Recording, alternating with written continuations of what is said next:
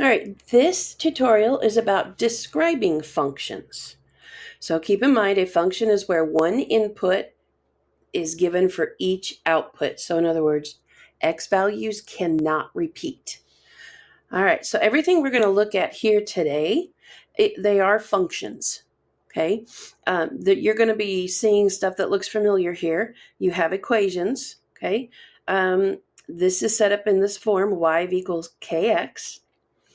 So if I come up with values for x, notice none of them repeat. There's a single output for each one. When you graph it, it goes through the origin and creates a straight line. So we call that a linear function. And it is also considered proportional because it goes through 0 and creates a straight line. This one over here is in the form of y is equal to mx plus b. So if I do 2x plus 1 and I plug in x for each one and get a y value, notice none of the x values repeat. When you graph, it's just above the origin and it still creates a straight line. So we call it a linear function because of that straight line, but it's a non-proportional linear function.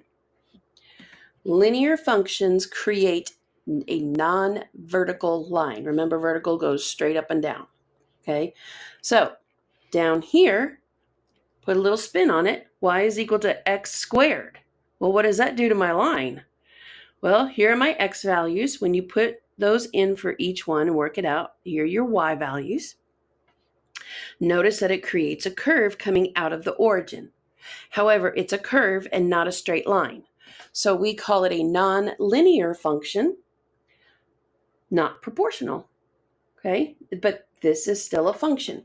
These are all functions simply because I can put in an x value and get a y value in return. I hope this helps.